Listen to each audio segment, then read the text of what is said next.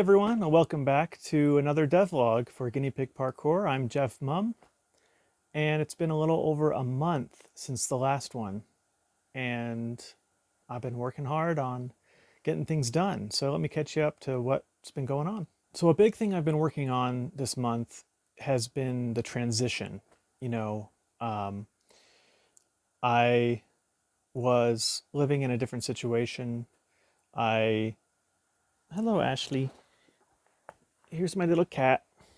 She's saying hi.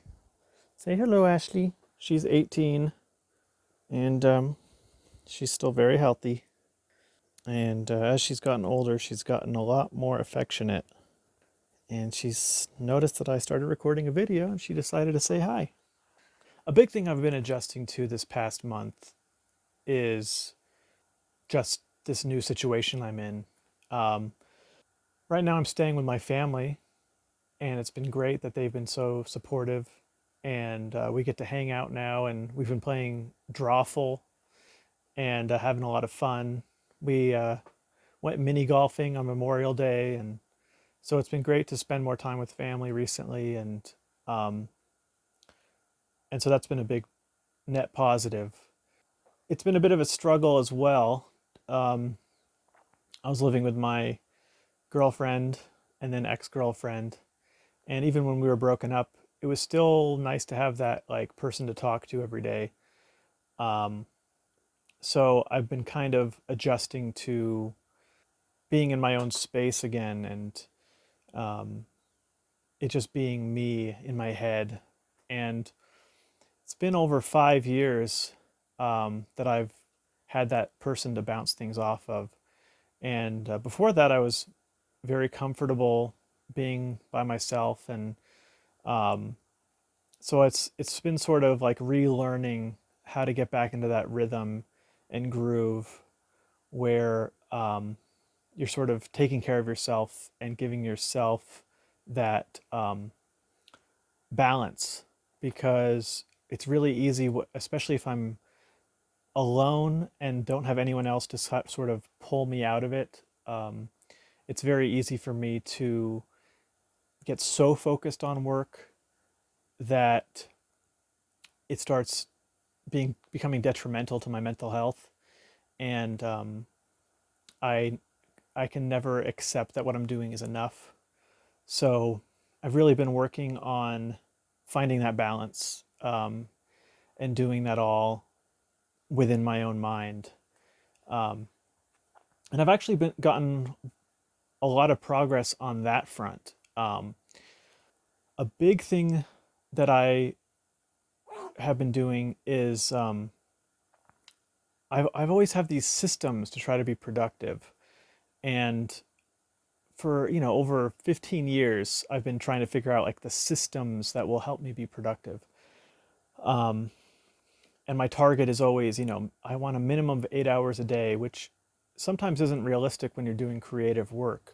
Sometimes you need that mental rest. So all my systems in the past have been very rigid, um, and they usually work for like a week up to like a month, and then it breaks down because it's too rigid. And it can be motivating at first to have a new system, but then as soon as anything comes in the way, any kind of outside obstacle or even internal obstacle, um, they're not flexible enough to allow for productivity um, with that sort of unexpected stuff that arises. So a big thing I've been working on is actually creating a system that accounts for that and accounts for being flexible enough to allow for unexpected things to happen and not completely derail me. And the first part of it that I came up with is I realized, since my goal is to get an 8 hour day in, um, I thought about it as in this way, because at the moment, because I'm able to stay with my family at the moment, I don't have to worry about covering rent, and so I'm able to dedicate all my time to being productive on my projects. So what that means is I have 16 hours in a day to get 8 hours done. And I think this could adapt to, however much time you have and how much you want to get done. You could adapt the system to that.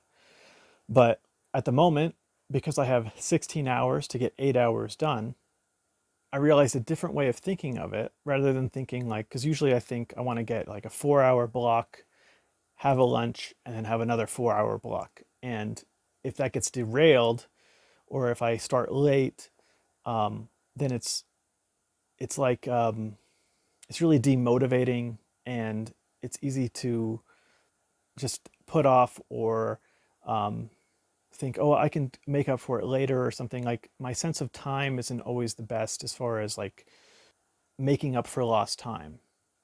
And so the way I've been thinking of it is, you have 16 hours to get 8 hours done, which means if you were perfectly consistent as a robot, then every hour you would get 30 minutes done. Now, obviously, I'm not going to do that because that's not how my rhythm works. I can't work for half an hour, take a half an hour for 16 hours. That would drive me insane. But it gives me a good benchmark, because let's say I start 2 hours after I wake up.